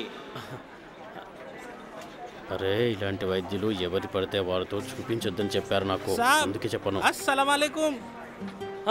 అబ్దుల్, మాకు అనిపిస్తుంది మీరు నిజంగానే ఒక పీరని. ఏమైంది? అరే సాబ్, అదే చెప్పాను కదా, ఎక్కువ ప్రెషర్. ఎక్కువ ప్రెషర్, అదే అదే అదే. దీంతో అయితే నా మునకల నొప్పి పూర్తిగా పోయింది. అరే సాబ్, ఒక చోట్లో అయితే నిల్చునే లేకపోయావాడిని. అంతేకాదు వ్యాపారం నష్టాల్లోకి పోయింది. కానీ సాబ్, మీరు ఇచ్చిన మందు బజార్లో అయితే ఎక్కడా దొరకనే లేదు. అవును, ఈ మాట నిజమే. అయితే శుద్ధమైన మందులు దొరకట్లేదు మార్కెట్లో. మరప్పుడు మమ్మల్ని ఏం చేయమంటారు? అదే మరి నాకు కూడా చేయండి అక్యుప్రెషర్, ఇంకా మందు కూడా రాసివ్వండి. అరే, అలా అయితే సరే. ఎప్పుడైతే శుద్ధమైన ఆయుర్వేద మందులు దొరకట్లేదో మీరే స్వయంగా ఎందుకు తయారు చేయడం మొదలు పెట్టకూడదు? ఎలా? ఎక్కడా? ఇక్కడి నుంచే, కృపాల్దేవ్ ఆశ్రమం నుంచే. ఇంకెక్కడి నుంచి? ఏంటి, సిద్ధమేనా? ఎల్లప్పుడూ. నాకు తెలుసు, అందుకే నీకోసం ఎదురు చూశాను. మరి నాకు ఇది తెలుసు, యావత్ దేశం నీకోసం ఎదురు చూస్తుంది.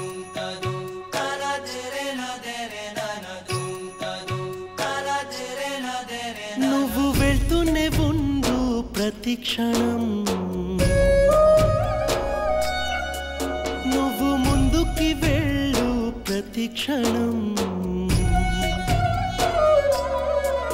నువ్వు వెళ్తూనే ఉండు ప్రతి క్షణం, నువ్వు ముందుకి వెళ్ళు ప్రతి క్షణం, జలపాతాన్ని తాకుతూ వెళ్ళు, హాయరే తడి చేయు మంచు పైటూనే పలికించు ఒక మంచి రాగాన్ని, నీరులా ప్రవహించు కల కల కల కళ.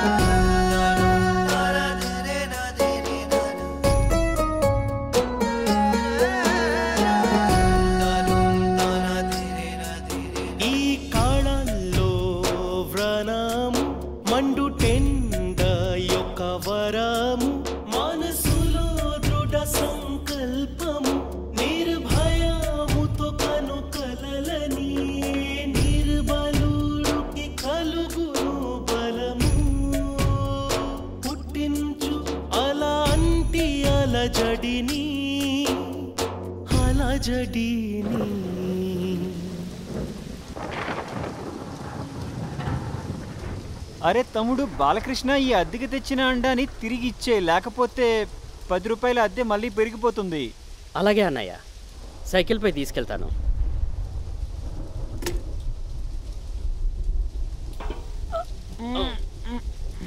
ఎత్తండి. అరే, సహనం కోల్పోతేమి, ధైర్యం పోతేమి, నీ వ్యక్తిత్వాన్ని మరచిపో, ఆశని నీలో పెంచుకో, నువ్వు గాలిపటంలా ఎగరిపో, అగ్ని కౌగిలిలో మండిపో, హాయ్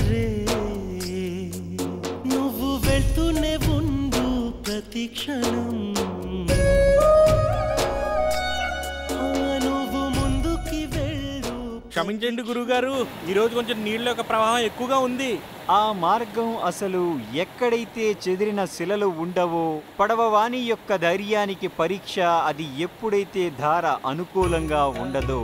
అరే వా వా వా స్వామీజీ, మీ మాటలకు తిరిగే లేదు. మీరైతే నా ధైర్యాన్నే పెంచారు. జలపాతాన్ని తాకుతూ వెళ్ళు, హాయరే తడి చేయు మంచు పైటూనే పలికించు ఒక మంచి రాగాన్ని, నీరులా ప్రవహించు కల కల కల కళ.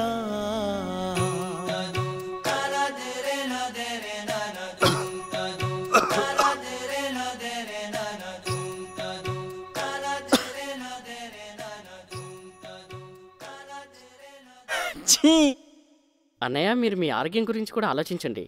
ఇదిగో ఈ మందు వేసుకోండి.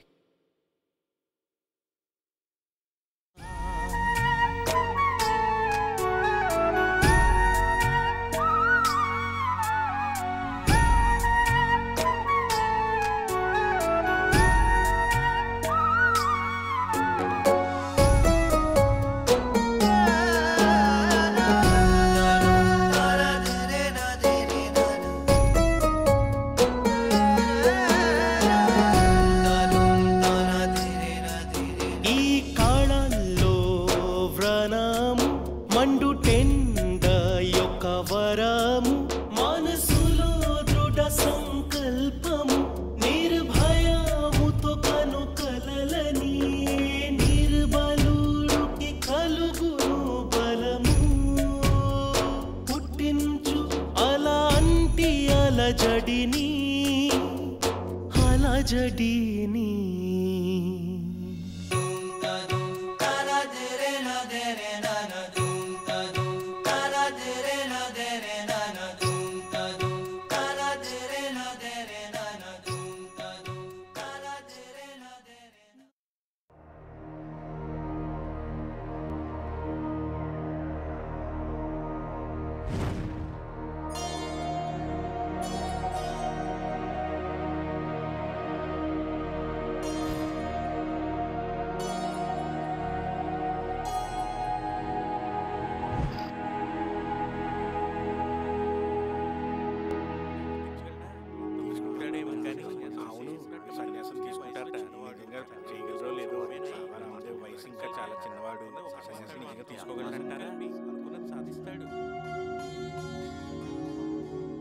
ఆలోచించుకో ఆచార్య రామ్దేవ్, ఈ సంకల్పం అంత సులభంగా నిలుపుకోలేవు.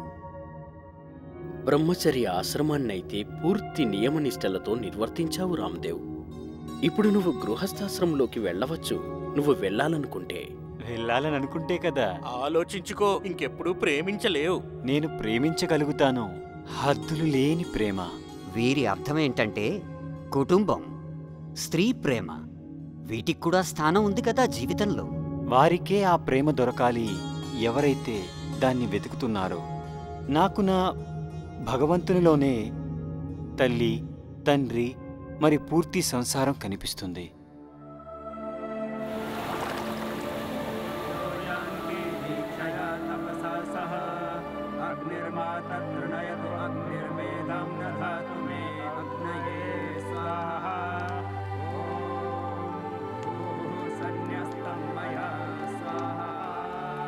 ఇప్పుడు స్వామి రామ్దేవ్ గారు సన్యాస ధర్మం యొక్క సంకల్పం చేస్తారు.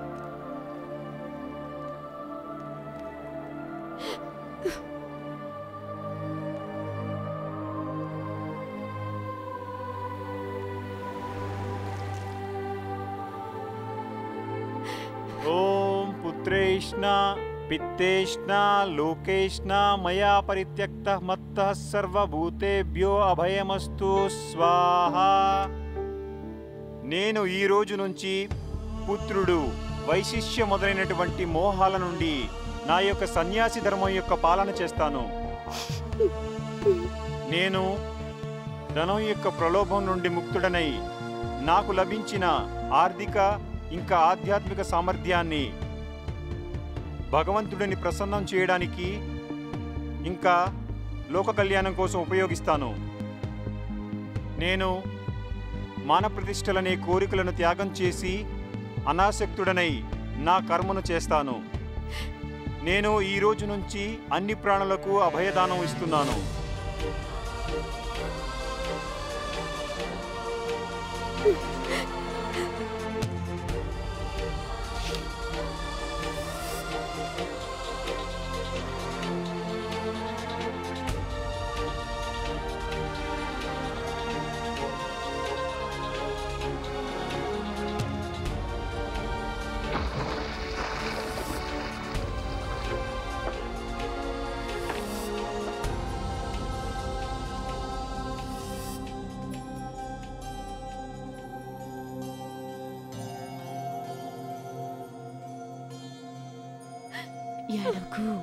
ఏడవకు గులాబ్. ఏమమ్మా ఏడవకండి. మీరు మీ పుత్రుడకు రామ్దేవ్ని విశ్వానికి అర్పితం చేశారు. వారు జన్మించడమే విశ్వ కళ్యాణం కోసం. అప్పుడు నాకు అనిపించింది, ఇలాంటి కొడుకు సన్యాసం తీసుకుంటే నావాడు ఎంతో విద్యావంతుడైన కొడుకు, ఎంతో చదువుకునేవాడు, నా కోసం ఏదైనా చేస్తాడేమో అని. కానీ ఇప్పుడు దేశం కోసం అన్నీ చేస్తున్నాడు. భారత్ మాతాకి జై! భారత్ మాతాకి జై! వందే! నాన్నా రేకి రేకి సరిగ్గా బండి నడపని. ఏమండి? ఏయ్ ఓ స్వామి, ఎక్కడుంటారు వైద్యులు వారు? అక్కడ కూర్చుంటారు. పద. అరే దాన్ని వదులు. బాబు తిన్నగా కూర్చో, పెద్ద డాక్టర్ గారు వస్తున్నారు. ఇంజెక్షన్ ఇస్తారా? మూసుకో, కనిపించడం లేదా నాన్నకి మెడ నొప్పిగా ఉందని? అరే వీడిని పట్టుకో, ఏదైనా పడేస్తాడు. కాసేపు ఇక్కడ నొప్పి అక్కడ నొప్పి ఇక్కడ. అరే నీకు సంపాదించి పెట్టడానికే కదరా ఈ నొప్పులన్నీ వస్తున్నాయి. మరి నువ్వో పల్లెటూరు పడితే చెప్పు వాడు నాతో ఎలా మాట్లాడాలో. బాబు నాన్నగారితో సరిగ్గా మాట్లాడాలి, ఇతరులతో కాదు కదా నాన్న. నువ్వు వెళ్ళరా ఇరా.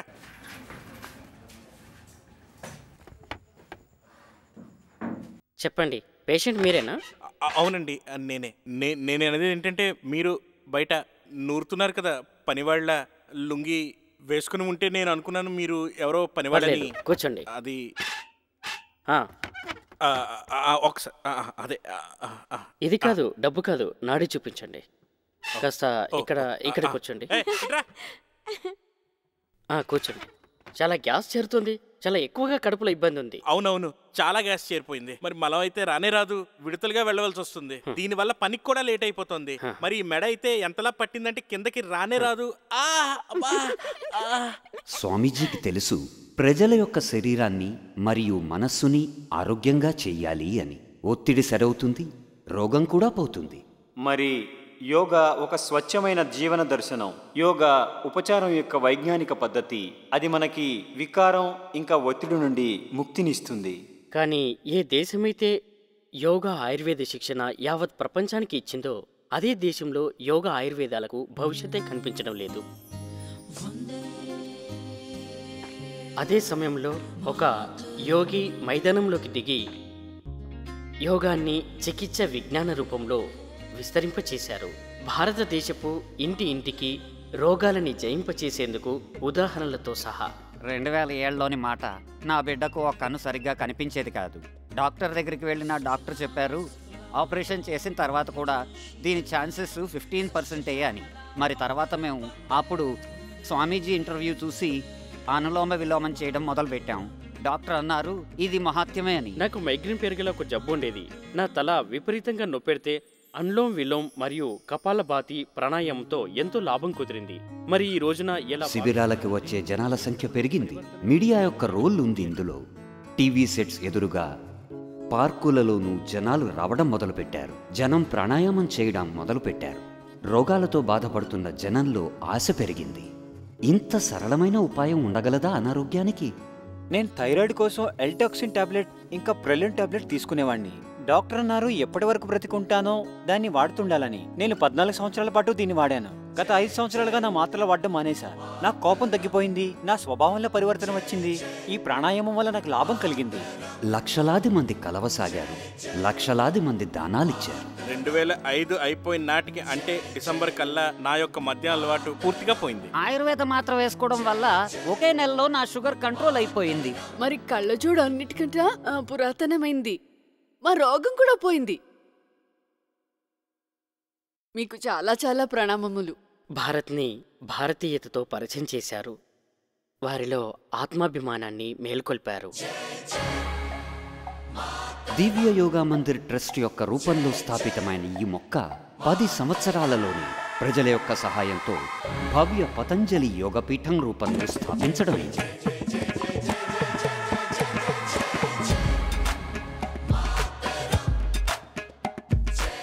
ఇక నిమగ్నమైపోయారు యోగా ఆయుర్వేదాన్ని ఇంటింటికి విస్తరించడానికి.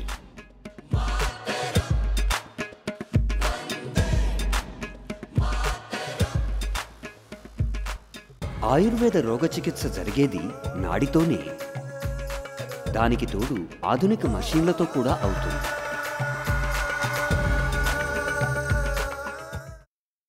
రోజు మొదలవుతుంది ఈ ఆసుపత్రిలో యాగం, విశ్వకళ్యాణ ప్రార్థనతో.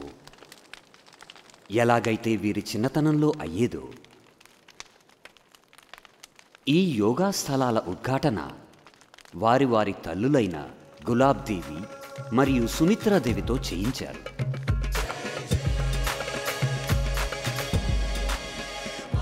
ఎప్పుడైతే జనానికి పెరగసాగిందో లాభం మరియు రద్దీ కూడా పెరిగిపోతోందో ఇక్కడ స్థలం కూడా చిన్నదవడం మొదలైంది. ఇందుకోసమే నిర్మించారు 2వ స్థాయిలోని భవ్య భవనం. బాలకృష్ణ, యోగా ఇంకా ఆయుర్వేదం యొక్క మాధ్యమంతో దేశాన్ని, ప్రపంచాన్ని ఆరోగ్యంగా చేస్తాం. మరైతే హరిద్వార్కి వచ్చే పేద, గతి లేని మరియు అసహాయ ప్రజల సంగతి ఏంటి?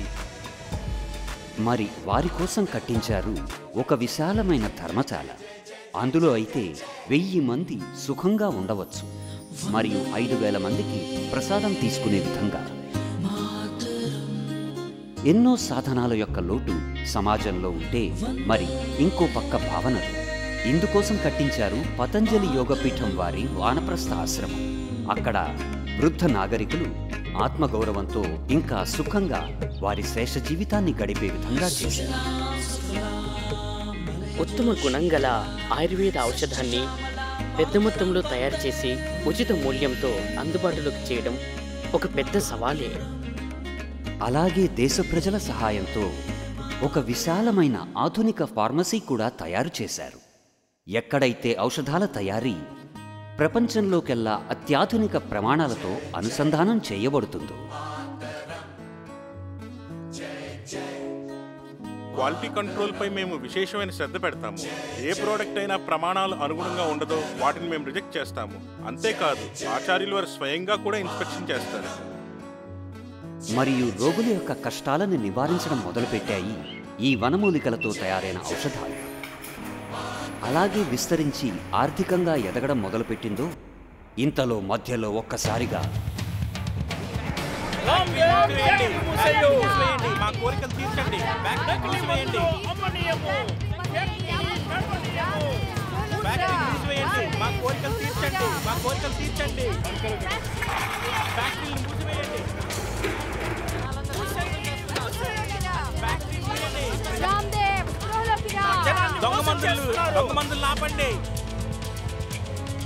ఆరోపణ ఏం చేశారంటే ఆ గౌరవనీయులైన అక్కగారు, మరి స్వామి రామ్దేవ్ బాబా తమ మందులలో మనిషి బుర్రను కలిపి అనైతిక పని చేస్తున్నారని, ఇక దేశాన్ని మోసం చేస్తున్నారని.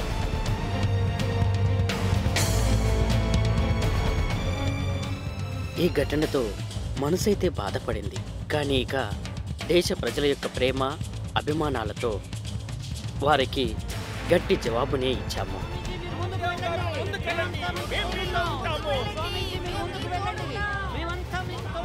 ఏమీ లేదు, ఇదంతా ఒక కుట్ర. సంస్థ ప్రతిష్టను దెబ్బతీయడానికి, యోగా మరియు ఆయుర్వేదం యొక్క వేగాన్ని తగ్గించడానికి.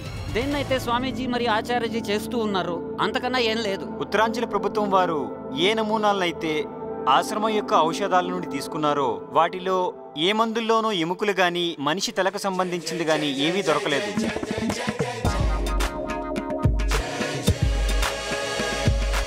ప్రత్యర్థులు ఎంత వ్యతిరేకించినా ప్రజల నుండి అంతే ప్రేమాభిమానాలు ఇంకా సంస్థ యొక్క గౌరవం పెరుగుతూ పోయింది. ఆయుర్వేదం ఇంకా యోగా విశ్వవిద్యాలయం యొక్క పనిని మొదలుపెట్టారు పతంజలి యోగపీఠం వారు. ఒక పెద్ద యోగ గ్రామాన్ని కూడా కట్టారు ప్రజల యొక్క ఒత్తిడిని తగ్గించేందుకు. యోగ్యత గల చికిత్సకుడు లేకుండా సరైన వైద్యం సాధ్యమా? అందుకోసమే ఆయుర్వేద కాలేజీని స్థాపించారు పతంజలి యోగపీఠం వారు. ఆయుర్వేద ప్రచారం జరగక యోగ్యత గల చికిత్సకుల లోటు మరియు ఎంతో కాలం దాకా వీటితో అనుసంధానం కాకూడదు. అలా తయారవడం మొదలుపెట్టారు ఇక్కడి నుంచే ఆయుర్వేద డాక్టర్లు. పతంజలి యోగపీఠం వారు ప్రయత్నించారు జీవనదానం చేసే వనమూలికలను కాపాడడానికి, ఇంకా అభివృద్ధి చేయడానికి. ఇన్ని పనులు చేస్తున్నా కూడా అవసరం కలిగింది డేటాది. వ్యతిరేక శక్తులకు వారి మాటలోనే జవాబు చెప్పాలి. అయితే మరి మంచి పనికి ఆలస్యం దేనికి? స్వామీజీకి కూడా తెలుసు ఆలస్యం అన్నది తమ ప్రియ బాలకృష్ణుడి జీవితంలోనే లేదు అని. అయితే రికార్డ్ అవ్వడం మొదలుపెట్టాయి కంప్యూటర్లలో ఆరోగ్యంతో సంబంధం ఉన్న యోగా పరిణామాలు. చూడండి, దేశం యొక్క సేవ కేవలం ఒక్క ప్రకారంగానే కాదు. ఎప్పుడైనా ఎక్కడైనా దేశంలో దుఃఖం, బాధ, పీడ, మరి కరువు ఉంటాయో అక్కడక్కడికి మనం వెళ్ళాల్సి ఉంటుంది. బీహార్ వరద బాధితుల సహాయమైన, సునామీ పీడితుల సహాయమైన, దేశం కోసం సర్వస్వం త్యాగం చేసిన వీరులని గౌరవించే విషయమైనా అన్ని కార్యాల్లోనూ సహాయపడే బాధ్యత పతంజలి యోగపీఠంది. గంగా బచావ్ ఆందోళన విషయంలో కూడా అన్ని ధర్మాలకి సంబంధించిన వారిని తోడుగా తీసుకుని గంగకి జాతీయ సంపదగా హోదాని కల్పించారు. ఇంతలోనే ఒక పెద్ద అడుగు వేశారు. ఎప్పుడైతే ఆచార్య బాలకృష్ణ వైజ్ఞానికులతో కలిసి సంజీవనిని కనుక్కున్నారు. ఇంకొక బాధకి సమాధానం చెప్పవలసి వచ్చింది స్వామీజీకి. రైతుల ఆర్థిక పరిస్థితిలో మార్పు. దీనిని సంబోధించడానికి ఒక చిన్న పద్ధతి ఆలోచించారు. వారు ఒక పెద్ద ఫుడ్ మరియు హెర్బల్ పార్క్ తయారు చేశారు, ఎక్కడైతే రైతులకి తమ కష్టానికి తగిన ఫలితం లభిస్తుంది. మరి గురుకులం ప్రణాళిక యొక్క విషయం ఏమిటి? ఏ గురుకులం విద్యా ప్రణాళిక అయితే విషమ పరిస్థితుల్లో కూడా చలించకుండా ఉండడం, పురుషార్థ సేవ చేయడం నేర్పించిందో ఆ గురుకుల విద్యా ప్రణాళికపై ప్రజలని జాగృతం చేసే పిల్లలని ప్రేరేపించాలి. ఇందుకే గురుకుల్ కిషన్గఢ్ ఘాసేడా యొక్క నిర్వహణని పతంజలి యోగపీఠం తమ భుజాలపై వేసుకుంది. స్వామీజీ మహారాజ్ వారికి ఒక కోరిక ఉండేది. ఒక గురుకులాన్ని నిర్వహించాలని. ఎక్కడైతే ఆధునిక శిక్షణ మరి ఈ నేలతో సంబంధం ఉన్న శిక్షణ రెండింటి యొక్క సంగమం జరుగుతుందో అలాంటిది. మెల్లమెల్లగా యావత్ ప్రపంచంలోనూ బాబా రామ్దేవ్ యొక్క యోగా ప్రచారం యొక్క కార్యానికి ఆదరణ లభించడం మొదలైంది. ఒకసారి న్యూజెర్సీలో ఆయనకి సన్మానం చేస్తున్నారు ఆయన యొక్క సామాజిక కార్యకలాపాల కోసం. మరోసారి న్యూయార్క్లోని నాసో కౌంటీలో, మరోసారి బ్రిటిష్ శాసనసభలోని హౌస్ ఆఫ్ కామన్స్లో.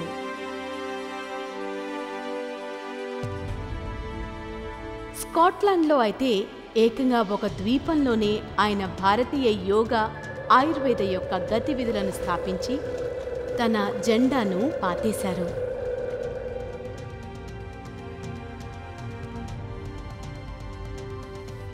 పక్కనే ఉన్న బేస్ నేపాల్లో కూడా యోగా ఆయుర్వేద గతివిధులతో చాలా సేవ చేశారు.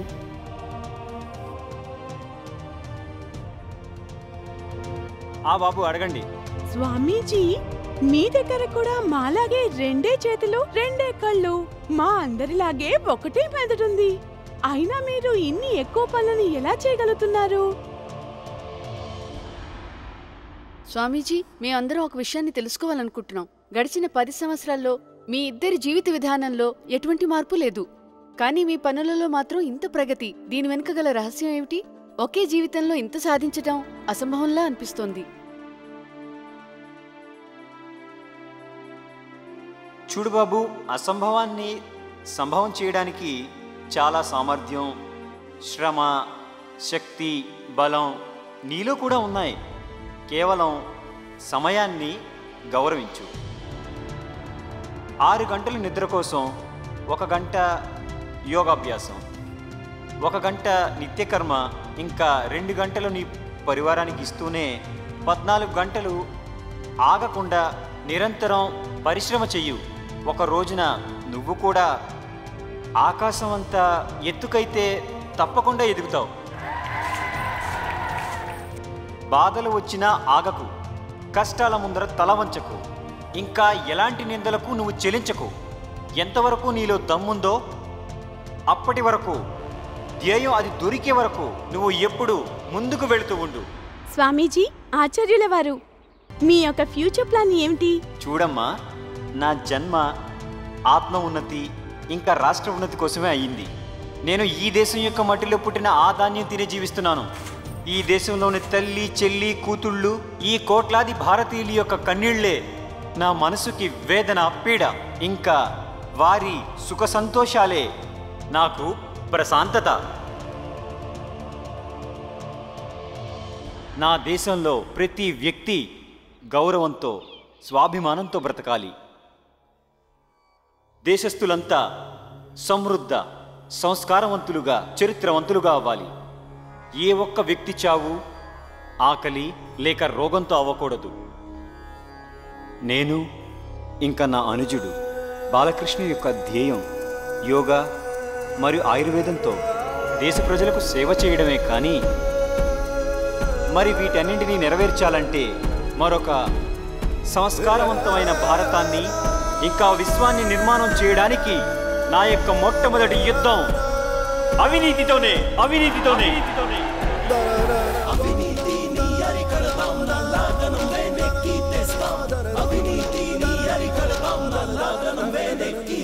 కలలా భారతాన్ని మేము సృష్టిస్తాం, ఓతాసని మేము కలిగి. మనం మన యొక్క బలాన్ని భ్రష్టు పట్టిన వ్యవస్థ అంటే అవినీతిని అంతమొందించడానికి ఉపయోగిద్దాం. ఇంకా అవినీతితో లూటీ చేసిన 300 లక్షల కోట్ల రూపాయలు దేశంలోకి వెనక్కి తీసుకువద్దాం. మరి ఒక్క రోజులోనే భారతావనిని పేదరికం, ఆకలి, కరువు, నిరక్షరాస్యత నుండి ముక్తిని చేద్దాం.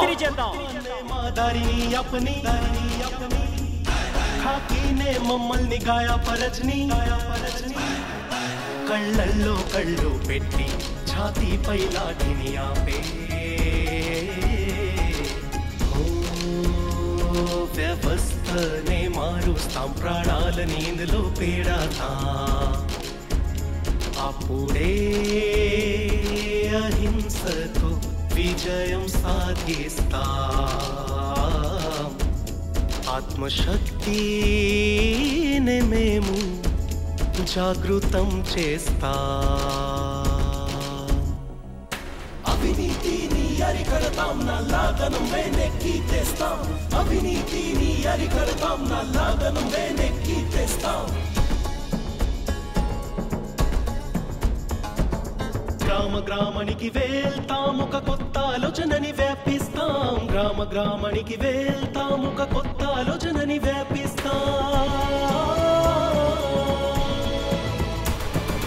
పచ్చదనముతో సంతోషం,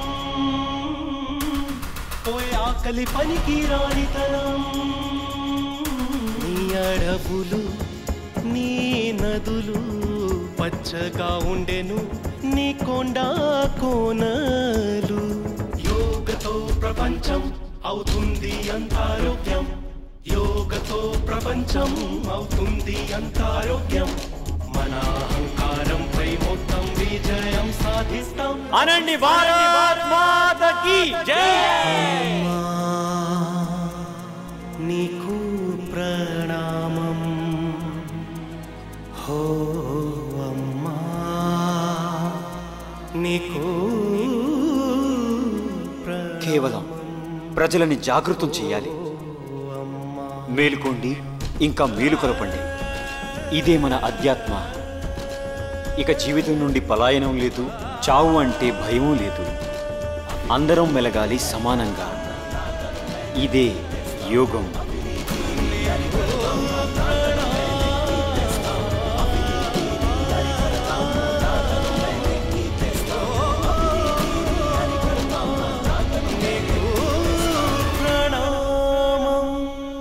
అనాసక్తుడిగా ఉండి కర్మఫలాన్ని ఆశించకుండా ఈ ధ్యేయం వైపుకు సాగిపోవడమే మన జీవిత లక్ష్యం. స్వామీజీ,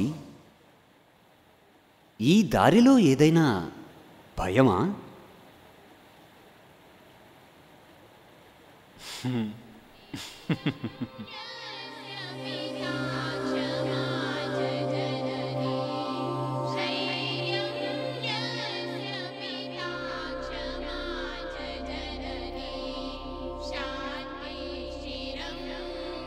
శాంతి ఎవరికైతే భార్యో,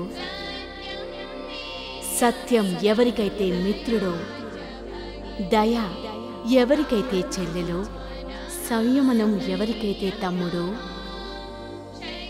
భూమి ఎవరికైతే పడకయో, దిక్కులు ఎవరికైతే వస్త్రాలో, జ్ఞానం ఎవరికైతే భోజనమో,